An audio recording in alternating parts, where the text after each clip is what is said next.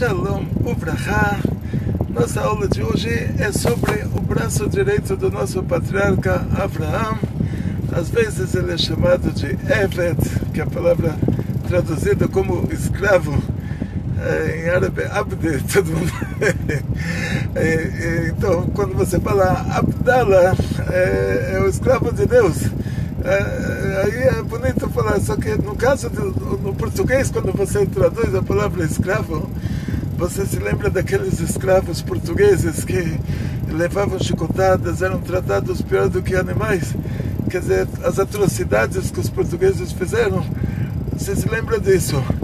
Mas em hebraico, o escravo era uma pessoa que tinha direitos trabalhistas.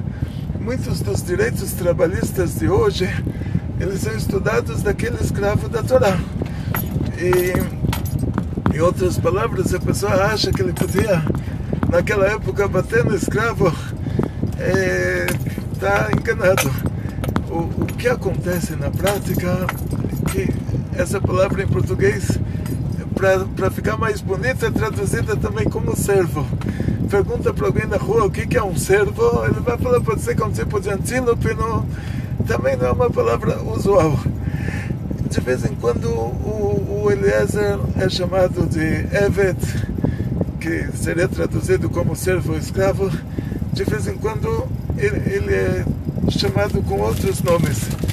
Mas o que a gente sabe é que ele era o braço direito de Abraão, ou seja, o diretor administrativo de todos os assuntos de Abraão. Esse diretor administrativo não era o filho dele, o Ismael, o filho de Abraão com Agar, não era o Yitzhak, que era o filho de Abraão com a Sara. Opa, tudo certo? Tudo bom? É o pedágio.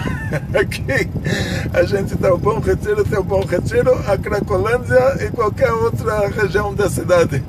Então dessa vez já comprei uma caixa de biscoitos, mas uma caixa inteira.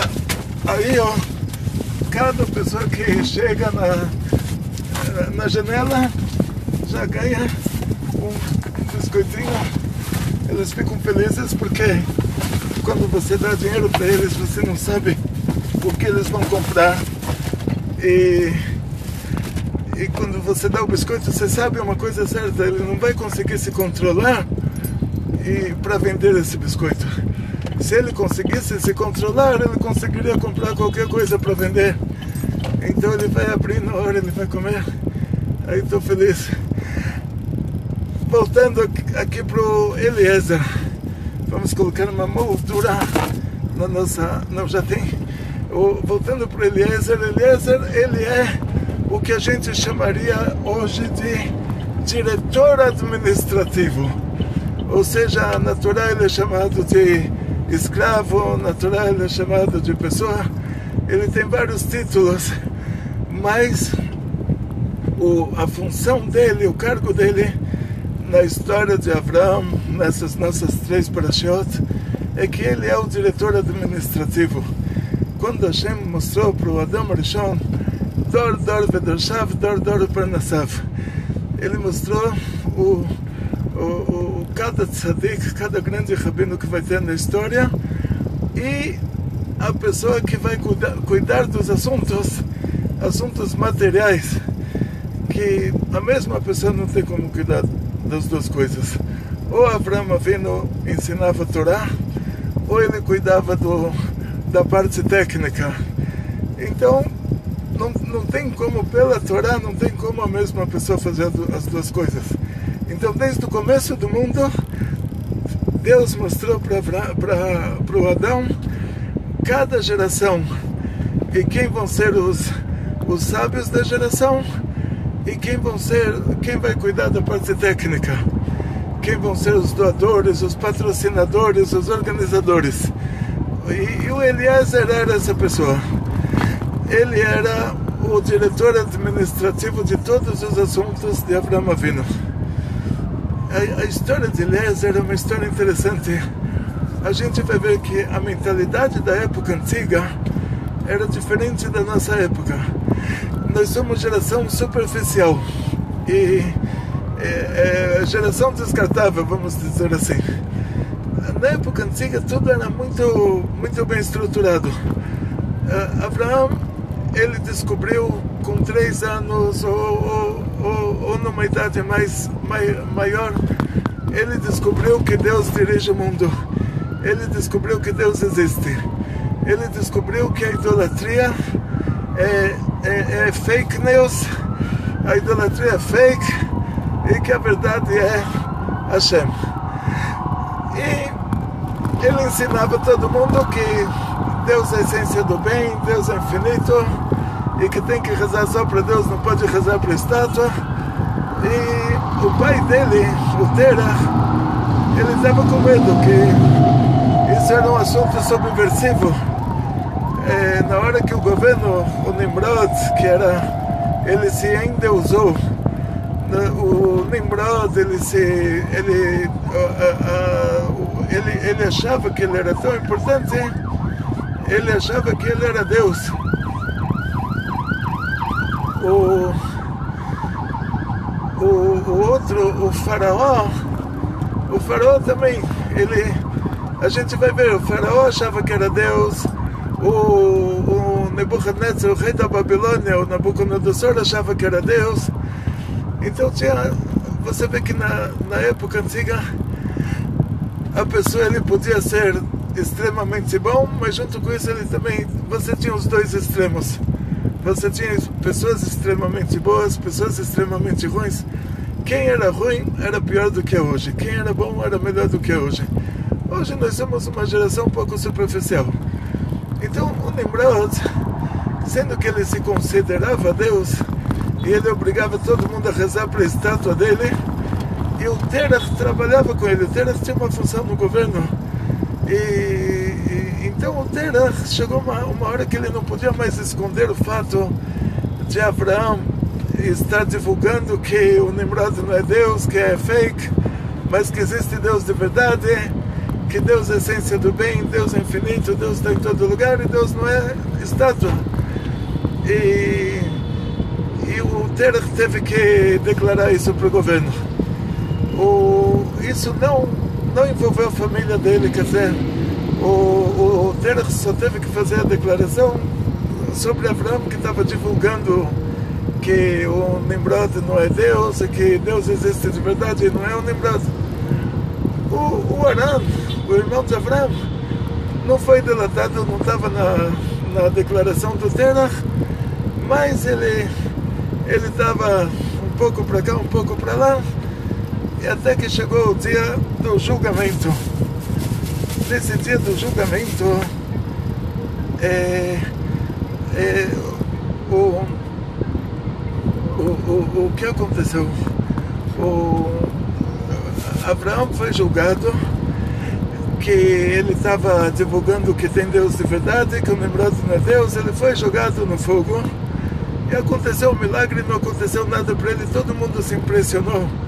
E a cidade se chamava Ur-Kasdim. Kasdim é traduzido como caldeus. Depois perguntaram para o irmão dele. Se o irmão falasse, não, eu continuo acreditando na idolatria, o Aram, não iria acontecer nada, mas tem uma opinião que eles achavam, sendo que era a 10ª geração da Arca de Noé até Abraão, e eles tinham alguns assuntos espirituais lá que eles levavam em conta. Então eles acharam, tem uma opinião que diz que eles acharam que da mesma maneira que tacaram Abraão no fogo e ele não se queimou, não foi por motivo de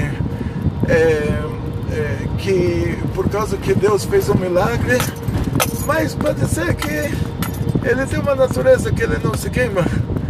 Então eles não queriam fazer isso para ele novamente, porque eles não sabiam se isso eram forças que Abraão dominava, forças espirituais. Então eles não queriam se meter mais com Abraão.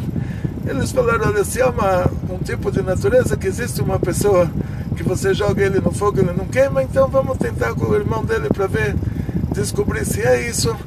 Tem uma opinião dessas, que eles tiveram a intenção de jogar o Aram no fogo novamente. Midrashim, o Zohar diz, você não precisa justificar o Midrash.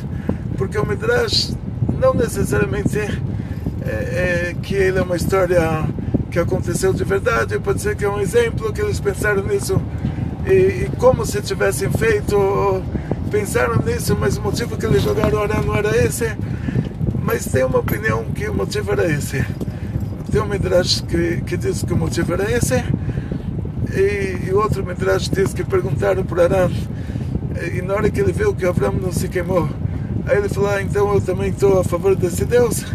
E ele imaginou, segundo as intenções, que ele iria ganhar dos dois lados, ou seja, ele ia ganhar, tipo, a gente fala aqui na nossa cidade, comer o bolo e o bolo continuar inteiro, ou seja, ele ia ganhar nesse mundo aqui, que ele ia sair bem, e no próximo mundo ele também ia sair bem.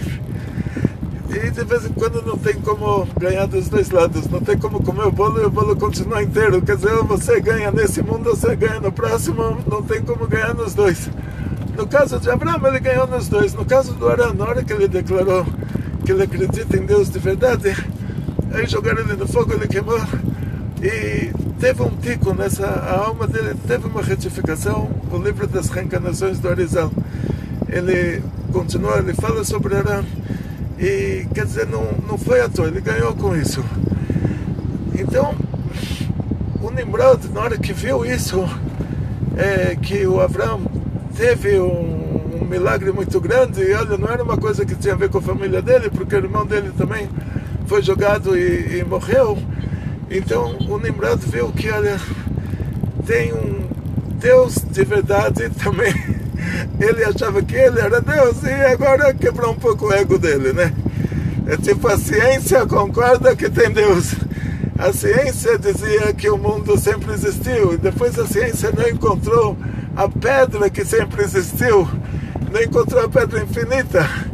Então eles têm que concordar que tem Deus. Mas aí eles falam, não, mas Deus é fraquinho. É como na Europa, lá, você prega o Deus na madeira, pendura ele sangrando na parede, e você pendura na hora que você quer, tira na hora que você quer, coloca ele no lugar que você quer, na gaveta que você quer.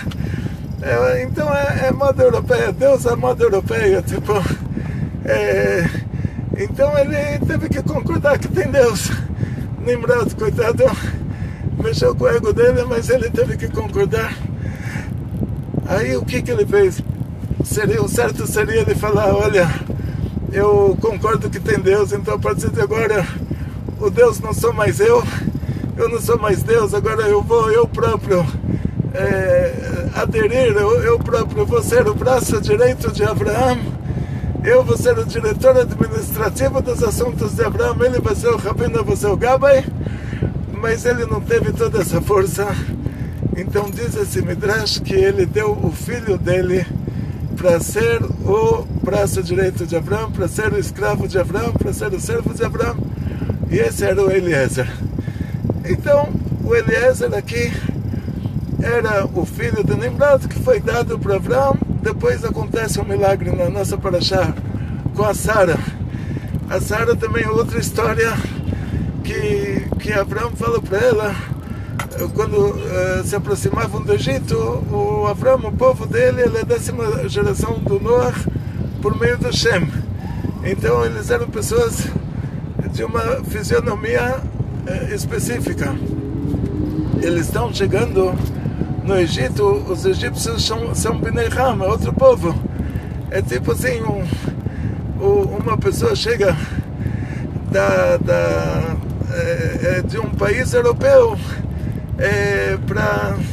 vai para a China, e ele chega na China e fala que ele é chinês, todo mundo vai falar, a gente sabe que você não é chinês porque você não tem olho puxado, né? Então, quer dizer, só que o problema era que os Bnei Ham, eles achavam os Bnei Shem mais bonitos. A moda da época, tipo, de acordo com os padrões da época, antigamente falavam que a mulher mais bonita é a mulher saudável, que ela é maior, mais larga. Hoje dizem que a mulher mais bonita, ela é mais magra. Então, cada época tem um padrão de beleza. Então, na época de Abraão, o padrão de beleza era que as filhas do Shem, as descendentes do Shem, vamos traduzir isso como semitas, mesmo que a palavra semita hoje se aplica a árabes, né? E não todo árabe é um descendente do Ismael. Leve em conta, Ismael está escrito na Gemara, se misturou com os persas, então Ismael é o Irã. Mas vamos dizer assim, árabes, chama os árabes de semitas. Vamos dizer que a Sara era semita. Não sei qual era a fisionomia dela, mas porque a semita de hoje, não sei se é o mesmo semita que daquela época. Não diria que a Sara tinha uns cílios como a minha mãe, assim. A gente é do Oriente Médio também. Então, a minha avó de Zachle, meu avô de Ainahar, meu avô tinha RNE da Síria, então a gente tem cílios compridos. Não sei se a Sara tinha uns cílios assim como a minha Rivka tem, mas a Sara, ela era linda. Ela era Miss Universo da época dela. Miss Universo de verdade. Não existia uma mulher naquela época mais linda do que a Sara. E Abraão falou para ela: fala para eles que você é minha irmã, senão eles vão me assassinar e vão te levar. Tá bom. O primeiro perigo é mais eminente. Isso que eles costumavam fazer assim. E o Egito era conhecido dessa maneira, porque se ele sequestrava a mulher do outro, o outro ia lá para a polícia falar: sequestrada a minha mulher.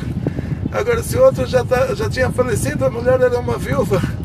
Então eles tinham os motivos deles lá, motivos culturais deles, como dissemos já na aula passada. E só que na aula passada falamos sobre o lado de Abraão. Agora vamos falar sobre o lado da Sara. Tem 3 mandamentos divinos que a gente tem que morrer e não fazer. Avodah Zarah, que é idolatria. Então na Inquisição falaram para o judeu: vai rezar na igreja, você vai morrer queimado em praça pública. Ele morreu queimado em praça pública, não foi rezar na igreja. Gilui Arayot, que são relações ilícitas. Então, se um homem vem violentar o outro homem tem que morrer e não se deixar ser violentado. Quer dizer assim, se os inquisitores, no lugar de falar para a pessoa rezar na igreja, eles iam falar: olha, você tendo uma relação aqui com o inquisitor, homem com homem, você está libertado, você não vai ser queimado em praça pública. O cara fala: não, morre queimado em praça pública, mas não tem uma relação homem com homem. E chifrou também, se o inquisitor fala: olha, ou você assassina aquele judeu, ou eu te assassino, morre e não assassina.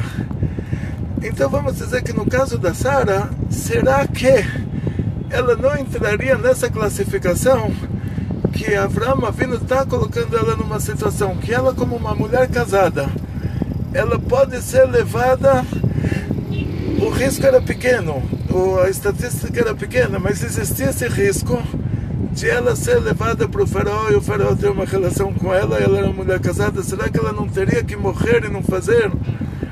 E aí entra a explicação do Rav Moshe Weber, meu mashpia, meu querido mashpia.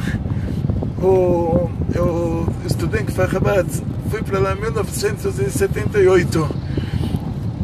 E na Yeshiva, onde eu estudei, eu podia fazer 99,9% das minhas perguntas, mas tinha uma pergunta que os rabinos, eles tinham a humildade de falar: não sei. Ou seja, não é toda... Eu posso falar não sei para 49% das perguntas que me fazem. Agora lá na Yeshiva, na minha Yeshiva, 99,9% das perguntas que eu fazia, eles tinham uma resposta para me dar, mas chegava nesse 1%, o rabino falava não sei. Quer dizer, todos os 10 rabinos que trabalhavam lá, cada um falou não sei.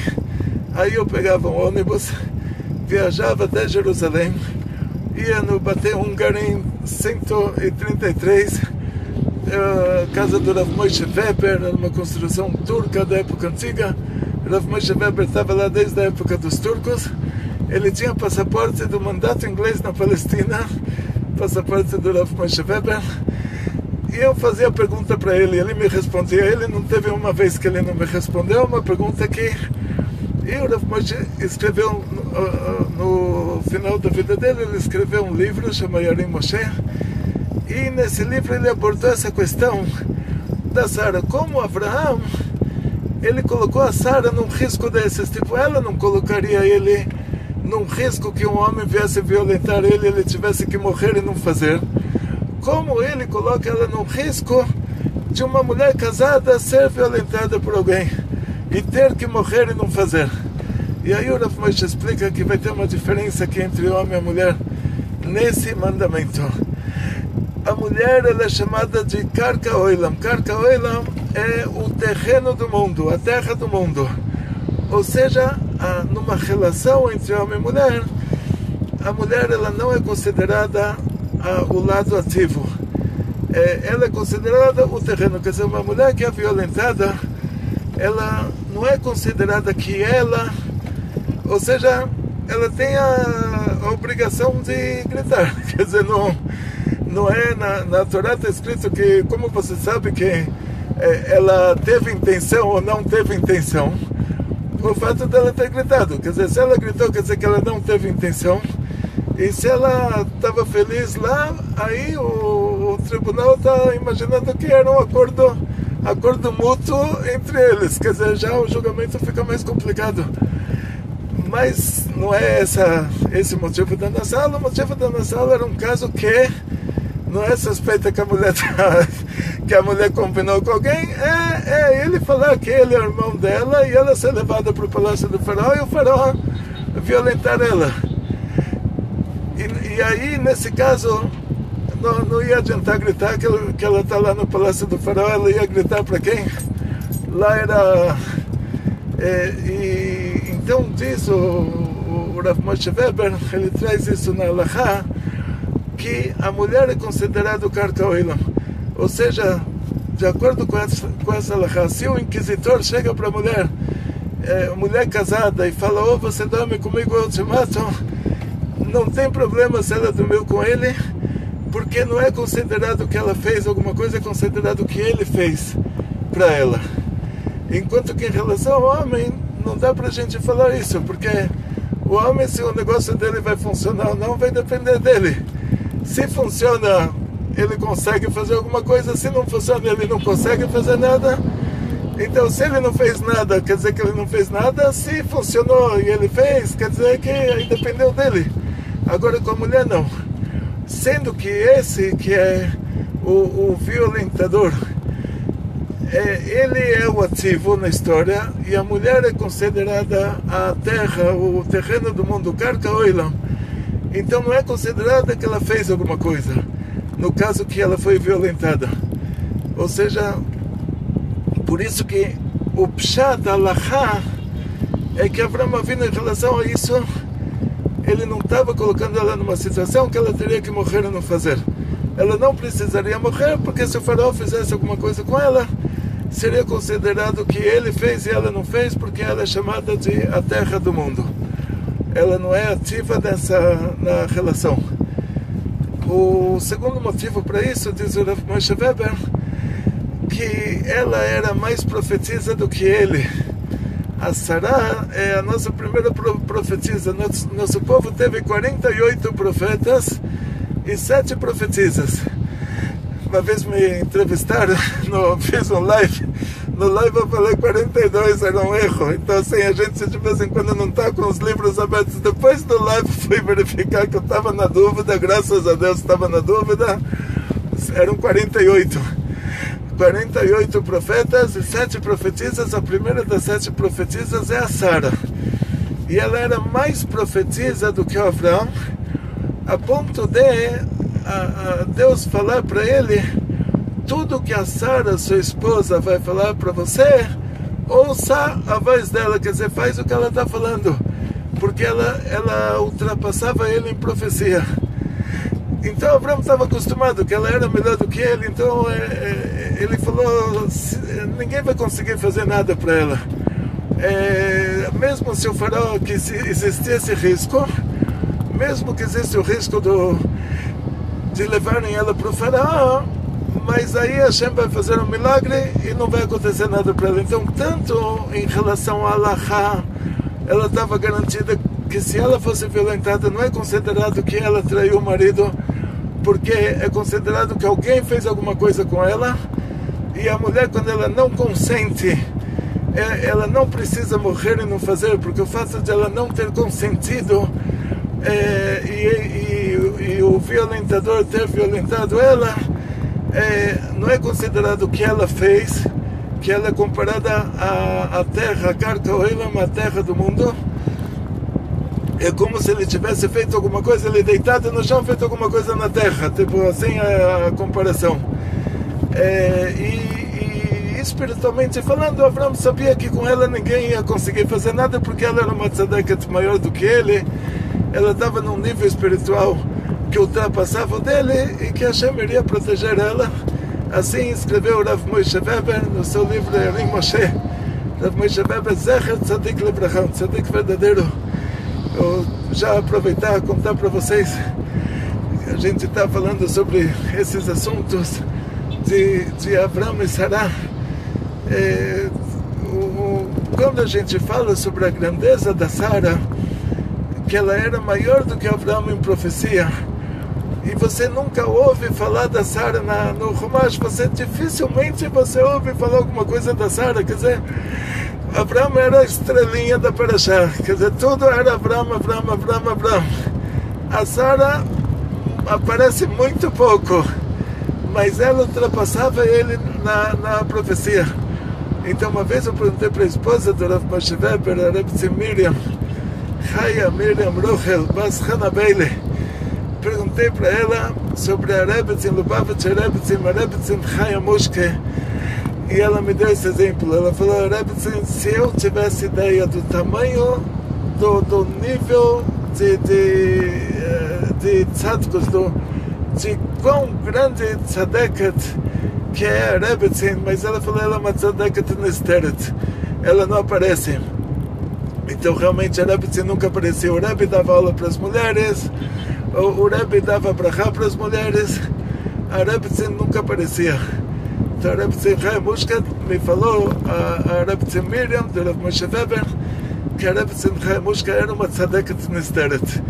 Então todo ano quando eu vou para o Congresso Rabínico Internacional, esse ano é pelo Zoom, esse ano me mandaram ontem o convite pelo Zoom, então, mas lá na América a epidemia deu mais forte do que aqui, quer dizer, no Brasil, Baruch Hashem, a gente não vê hospitais lotados, assim, pelo menos estou vendo pelo trânsito que a vida segue normal, mas em Nova York os problemas lá, o vírus lá encontrou um clima melhor para ele e não vai ter congresso rabínico internacional esse ano, mas todo ano que eu ia depois do congresso, eu ia para o túmulo da Rebbe Chaya Mushke, rezava lá, fazia todos os meus pedidos lá, e eu via que depois daquele ano tudo acontecia, a Rebbe não ficava devendo.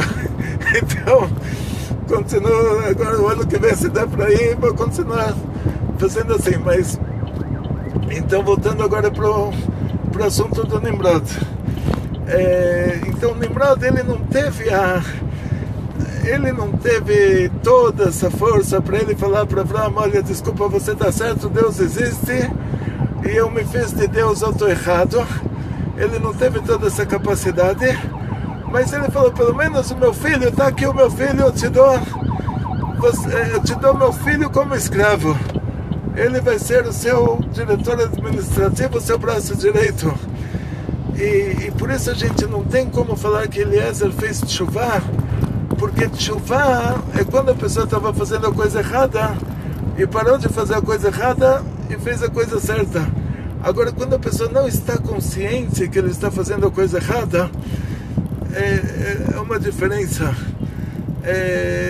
Ou seja, falta de... tipo assim, tem uma lei chamada Tinok Shenish Babenakum. Uma criança, ele foi raptada entre os idólatras e ele cresceu na idolatria, tipo o cristão novo lá, o português da Inquisição, 10% dos portugueses eram judeus. O único país do mundo que tem uma mistura, maior mistura do mundo de judeus e não judeus. Aqueles judeus da época que foram convertidos à força ao cristianismo pelos portugueses, e eles encontraram o Brasil como um lugar que tinha dinheiro. Ou seja, as comunidades judaicas, elas sempre se movem para lugares que têm a possibilidade de ter uma vida mais normal. Então eles foram para a Ilha das Canárias, para, não sei, todas as colônias portuguesas. Lá você vê que não tem aqueles portugueses antigos, aqueles cristãos novos. Você não vai encontrar eles em Moçambique, você não vai encontrar eles na Angola, você não vai encontrar eles no Timor-Leste. Entra no noticiário do Timor-Leste, você vai ver que todo mundo lá é indonésio. Você não vai ver os portugueses lá. Indonésia falando português, mas você não vai ver portugueses de origem portuguesa. Agora você chega no Brasil, o Brasil tem aqui descendentes de portugueses de 500 anos. Me falou um especialista em bandeirantes na casa do Anhanguera, em Parnaíba. Me falou que todos os bandeirantes de Minas Gerais, todos eram cristãos novos. Eles eram judeus que foram convertidos à força. E Minas Gerais era o lugar rico do Brasil. Era onde tinha as minas de ouro, onde o ouro ia para Portugal. Então, voltando para aqueles portugueses que de 500 anos atrás, que eles eram judeus, e eles foram convertidos à força. Eles fizeram errado. Aquela geração fez errado, não tem como julgar a pessoa, não é todo mundo que está disposto a pular na fogueira. A pessoa pode ter um trauma, pode ter um pavor, Deus me livre, uma reação psicológica, assim, uma síndrome de pânico tão grande que ele foi capaz de rezar na igreja e não pulou na fogueira. E o filho já não é culpado, o filho já foi educado assim. Então o pai teria que fazer tshuva. O pai que fez a coisa errada, e Deus iria levar em conta a síndrome de pânico dele, Deus iria levar em conta tudo. Contanto que fizesse tshuva, pegasse um navio no lugar de vir para o Brasil, fosse para a Turquia, fosse para um lugar que tivesse liberdade religiosa. E o Brasil só teve liberdade religiosa com a princesa Isabel, 1888. Quer dizer, 500 anos atrás não tinha que liberdade religiosa, enquanto que nos países árabes sempre teve liberdade religiosa. No Império Otomano, a Turquia da época, dava para mudar para lá, só que vai saber também as condições. Quem conseguiu mudar para lá mudou, e depois vai saber se tinha espaço para mais judeus da Espanha ou de Portugal mudarem para lá.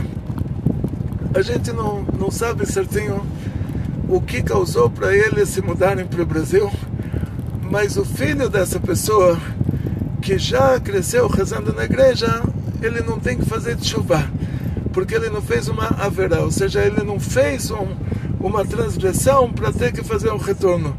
O que ele tem que fazer é aprender, é estudar. Ou seja, a diferença de tshuva é você fez a coisa errada, aí você assumiu que você não faz mais, você se conscientizou de que você fez um mau negócio e voltou para o caminho certo. Agora, se a pessoa não sabia que o que ele estava fazendo era errado, porque ele foi educado assim, então ele só tem que voltar para o caminho certo, ele só tem que descobrir o caminho certo. Ou seja, a tshuva é quando a pessoa ele sabia que aquilo era errado e mesmo assim ele fez. E depois ele se arrependeu, ele assumiu que não faz mais e se arrependeu de ter feito. Agora, no caso do Eliezer, não tem como falar que ele fez tshuva, porque ele já foi educado na idolatria. Então, simplesmente, ele voltou. Abraão ensinou para ele o que é Deus de verdade. Agora, o Adam Arishon, o primeiro homem que Deus tinha falado para ele não comer a fruta proibida, e ele comeu, ele não fez tshuva, quer dizer, ele fez essa transgressão. E Deus perguntou para ele por que ele fez isso. Ele falou: mulher que você me deu. Ele não fez tshuva, ele não se arrependeu, ele falou, ele justificou. Enquanto que no caso do Nimrod, do Eliezer, não precisava fazer tshuva, porque ele já foi educado assim. Então, no caso dele, o que a gente chama de tshuva é como as pessoas que voltam ao judaísmo na nossa geração, ou depois que passamos por comunismo, por nazismo, e a pessoa agora é um judeu. O avô dele veio aqui no ano de 1900, o avô e a avó, eles já esqueceram o que era a religião judaica. 120 anos depois dessa pessoa, os pais não sabiam o que era judaísmo, os avós não sabiam o que era judaísmo. Eles iam Yom Kippur para a sinagoga, eles achavam que a gente é muito rigoroso, que a gente reza 3 vezes por dia. Eles achavam que isso é muito, que nós somos ultra-ortodoxos, fanáticos religiosos, e que eles estão certos, que o avô dele ia só uma vez por ano na sinagoga, e ele também vai uma vez por ano. E ele acha que a gente é extremista. Então é a ignorância, não é uma transgressão. Ele não fez uma haverá, ele está expressando a ignorância dele. Então aqui no caso do Eliezer também, o Eliezer era ignorante em relação a Deus, e Abraão ensinou ele. Então, antes de Abraão sair de Ur Kasdim, diz esse Midrash que o Nimrod, todo mundo deu um presente para Abraão, que olha, falaram realmente ele era uma pessoa grande, uma pessoa importante, deram presentes de despedida para ele, diz o Midrash. E um dos presentes foi que o próprio Nimrod, ele reconheceu que Abraão realmente está no caminho certo, mas ele não teve a força de ele abrir mão de todo o ego dele para isso. Ele falou, pelo menos o meu filho, é melhor o meu filho ser escravo do Abraão do que meu sucessor. E a mesma coisa se repete com a Sara. Quando Abraão ele fala para Sara dizer que ela é irmã dele, e ela é levada para o palácio do faraó, e aí o faraó tenta ter uma relação com ela, e ela reza para Hashem, e Hashem manda os anjos para proteger ela, e os anjos fazem com que tanto o faraó quanto todos os ministros dele tenham uma prisão de ventre e outras coisas, não só ventre, tem um problema de saúde gravíssimo. E eles gritaram e berraram, eles falaram, pediram pelo amor de Deus para Sara. E aí Hashem se revela para o faraó e fala para ele pedir para Abraão, rezar por ele, que Abraão é um profeta.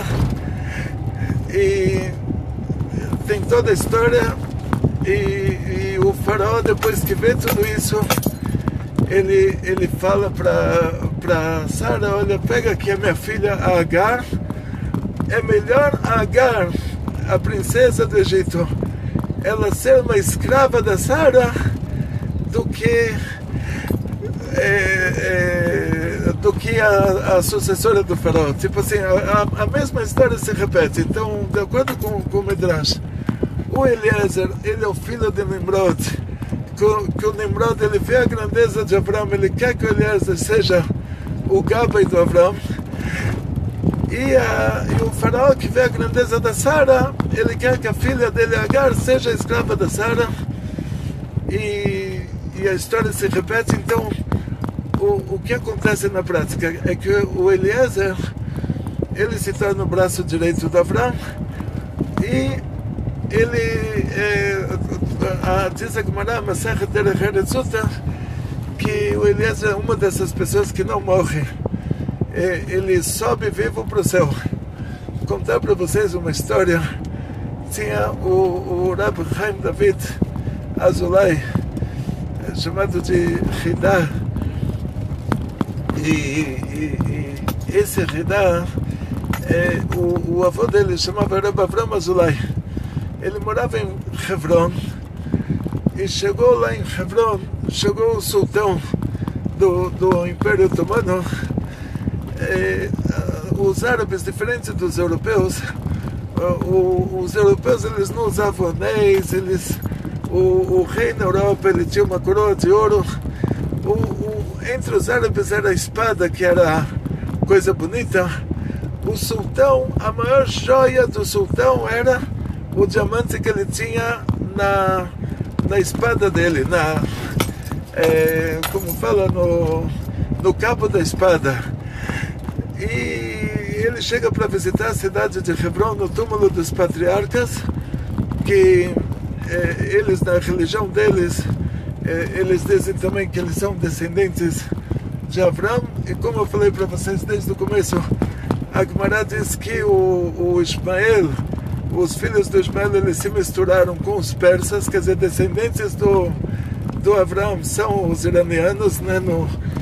Mas esse sultão da Turquia, ele achava também que ele era, e ele veio para Hebron conhecer o túmulo do patriarca, e ele se inclina na entrada. Eu conheci esse lugar. Os árabes construíram uma mesquita em cima do Me'arat HaMachpelah, e na mesquita tem um poço que é a entrada da Me'ará, e o sultão se inclinou naquele lugar para ver o que tinha lá embaixo, e a espada dele escorregou da capinha, e com os diamantes lá que mostrava que ele era o rei mais rico do mundo, e caiu lá embaixo. Imediatamente o sultão, ele pegou o soldado mais forte que ele tinha, amarraram ele numa corda, baixaram ele, eles ouvem um berro, ele sobe, um soldado de volta está morto. E eles baixam um segundo, um terceiro, e a história se repete. O cara morreu de susto. O que quer dizer morreu de susto? Ninguém sabe agora. Só o que ele sabe é que qualquer um que entrar lá vai morrer de susto. Então o sultão fala pro sheik de Hebron: ou você traz a minha espada de volta. O sheik fala: olha, eu não vou entrar lá, ninguém vai entrar lá, quem entrar lá morre. Mas se um judeu entrar lá, não vai acontecer nada para ele. Então o sultão fez um decreto: se um judeu não trouxer a espada para ele, a comunidade judaica vai ser expulsa de lá, vão ter que deixar tudo, quer dizer, sair de lá com a roupa do corpo. A comunidade fez um sorteio, e quem vai entrar lá para pegar a espada do sultão, e ganhou esse sorteio o Rabbi Avraham Azulay, que era o avô do Hidá. Ele, antes de ir para lá, ele revelou para os alunos todos os segredos de Kabbalah que ele tinha, e depois amarraram ele numa corda, baixaram ele, e ele conta, depois que ele saiu, ele conta para os alunos. Ele desce lá embaixo, ele vê uma pessoa enorme, e ele pergunta para essa pessoa: quem é você? E a pessoa fala para ele: eu sou Eliezer, o escravo de Abraão. E o Rabbi Avraham Azulay fala: então me leva para Abraão, me leva para lá. E o Eliezer leva ele para a entrada do paraíso, que é onde se encontra Abraão Avinu, que ele faz um check-out. Antes da pessoa mudar de mundo lá, tipo a Polícia Federal entre um país e outro. Abraão Avinu, ele faz lá um check-out antes da pessoa subir para o mundo de cima. Tem que mostrar que a situação dele aqui embaixo estava em ordem, né? Então tem que passar por Abraão Avinu antes de acessar o paraíso. Então lá é a porta do paraíso. Rabbi Avraham Azulay chega lá, fala: olha, daqui eu não saio mais. E Abraão Avinu fala para ele: me faz um favor, leva a espada para o sultão, eu te prometo que amanhã você vai estar aqui comigo. E o Rabbi Avraham Azulay, ele concorda, ele leva a espada para o sultão, e no outro dia, no Shema Israel, ele com talit e tefilim, ele fala Shema Israel, a alma sai do corpo, todo mundo entendeu que era a promessa de Abraão Avinu que aconteceu. Então o que a Gemara diz, que o Eliezer está vivo até hoje, que ele, uma das pessoas que não morreu, o Eliyahu Navi, o profeta Elias, Abate, a filha do faraó, que adotou Moshe Rabbeinu, pegou Moshe Rabbeinu com a cestinha no Rio Nilo, e um deles é o Eliezer, o escravo de Abraão. O Gaba, o braço direito de Abraão, está lá com Abraão até hoje. E desejo a todos vocês muito sucesso, muita saúde, muito dinheiro, muitas felicidades.